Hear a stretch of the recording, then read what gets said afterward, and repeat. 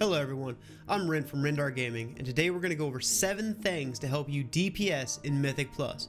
If you're new to the channel, make sure to hit that sub button for more tip videos.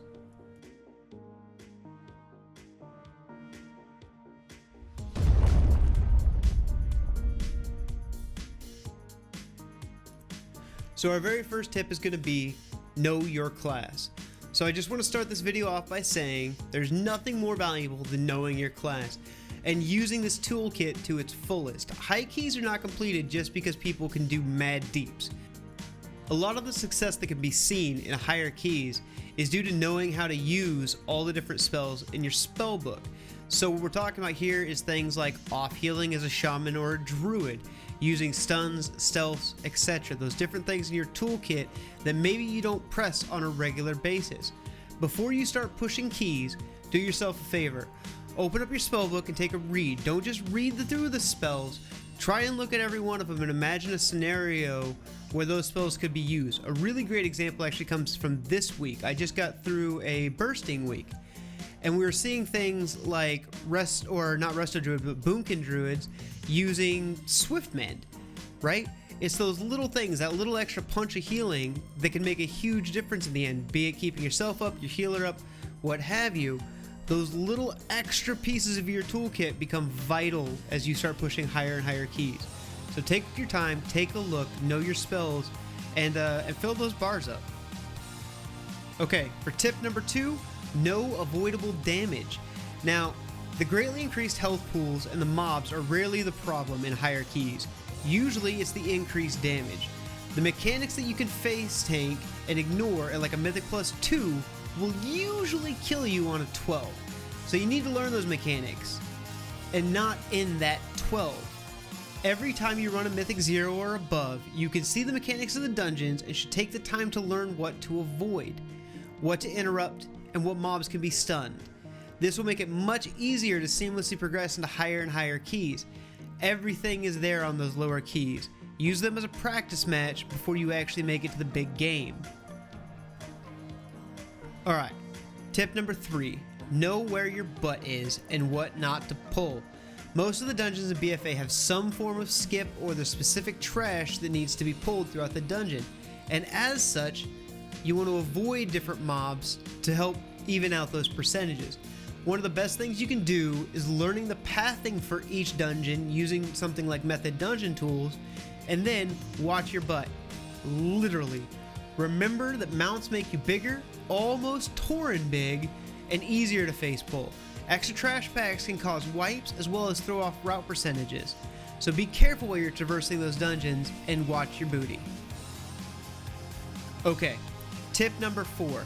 At the beginning of every single week, one of the first things you should do, pop your cash, obviously, epic loots, come on now, don't be silly, and then check what the key affixes are for the week. You want to then try and go through your talents and figure out if there's any kind of talent changes that'll make those affixes easier. There are certain things that are definitely going to make certain weeks easier. Once upon a time, it was using AMS during necrotic weeks to help minimize stacks, or using different absorbs for bursting week can be rather helpful. If it's necrotic and you're going to need to slow, taking different kind of shots or slows or binds can be very, very beneficial. So try and go through your gear and try and go through your talents as well as your gear and look at how you can kind of maximize. Your gear is actually a very good point because you've got things like Azurite gear, which you can change around to try and maximize. Obviously you want to do as much damage as possible, but what kind of damage do you want to do? Do you want to do single target? Do you want to do AoE? It depends. Is it fortified? Is it tyrannical? What kind of group comp do you have? Do you have a couple of Hellish Shamans that you know are just going to burst all the trash down immediately because it's tyrannical? Cool. Roll single target heavy and you can help carry those boss fights. But try and figure out how you can maximize your class, not just based on the fact you're going into a dungeon, but how can you maximize it for those specific affixes? These things are going to make you incredibly valuable to your group, all right? And these keys are absolutely a team effort, so you want to be contributing to your team. Okay, the next one is going to sound almost silly. Use consumables. Yep, I said it. So, food, pots, flasks, runes, scrolls, gems, and enchants are all ways to raise your character's power level, right? Now, if you're joining into a key, a lot of these are going to be expected to be used. The level of the key could kind of determine how much of what is used, but things like gems and enchants, you should always have gems and enchants on. Be it the cheap enchants for the rings because you don't want to pop for the 3k for a ring or what have you. You should always be making some kind of effort to try and raise your character's power level as much as possible, because it is going to smooth out those keys. It is going to help your group kind of get through there. Things like food is cheap. There's no reason not to be eating before every single dungeon or during the dungeon run if there's a death or a wipe or something like that.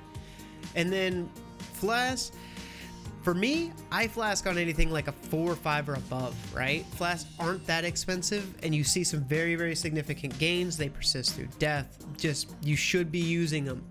Pots are a big one. Pots can get very, very expensive very quickly. So I understand why some people are kind of hesitant on using pots, but they can actually put out some pretty good damage if you're willing to pop them, right? You should be popping 2 for boss fight, one like 1 second before the pull, and the other one once that pot comes back off a cooldown. Because the way it works is your pots only come off a cooldown when you're out of combat. So by popping that pot 1 second before the pull while you're out of combat, it will naturally begin to reset the cooldown even though the boss has been pulled. Once it comes back up, you then can cast a second pot, right? So you're going to maximize your uptime for the boss fight. You want to be doing that every single boss pull. There's really no excuse not to be. Where you can kind of get excessive is potting every single trash pack. This is seen a little more on higher keys just to help maximize that damage. I don't know if I would be doing it for like 5s and 6s or below, maybe, you know, but if you're pushing anything higher than say a 10, or if you're trying to really push a key or time a key, these are little things that can make big differences, right? So make sure you're using those consumables, all right? If your goal is to push keys, your goal is to raise your score, get as much cool perps as possible, these should be considered necessary expenses, no different than raiding. Okay, next one's going to be interrupts. So yeah, I know I've said this in almost every point so far, but here we go again. Interrupts are one of the most important tools for Mythic Plus. Yep. So, interrupts and hard stuns are one of the best ways to minimize dangerous abilities. Know what adds have what dangerous casts at their disposal and set up an interrupt rotation if necessary. If one of those mobs doesn't have one of those incredibly dangerous casts, spam the shit out of your interrupt on everything you can. Every little cast does damage, right? Be it a random shadow bolt or what have you, that cast does damage to somebody, that damage has to be healed up by somebody. By maximizing these interrupts and trying to minimize that group damage in total, not only are you preventing that damage, you're allowing your healer to do things like DPS. Healer DPS is actually incredibly important in higher keys, and we're seeing some healers push actual DPS level numbers. That is because the group is working with their healer to try and help minimize the damage going out to the group and allowing that player to do that. If you're letting every free cast get off because, well, it's not going to wipe the group, man, you're just harming your group. Keep your interrupt on cooldown. It should almost be like who's trying to set the high score for who gets the most interrupts. Now, don't be a knucklehead and waste all your interrupts before that shadow bolt volley or that poison nova goes off, right? Somebody needs to hold one for those really dangerous abilities. But if you're not on an interrupt rotation or there's nothing specifically dangerous coming up, use it. Keep it on cooldown all the time. Okay, tip number 7, and our last one for today, is going to be priority targeting.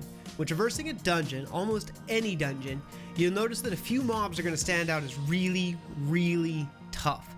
Now this can be from overly dangerous mechanics, very large health pools, or just tough mobs in tough packs. These mobs need to be taken on using priority targeting. So what is that? It means knowing what mob is dangerous and focusing your damage on them.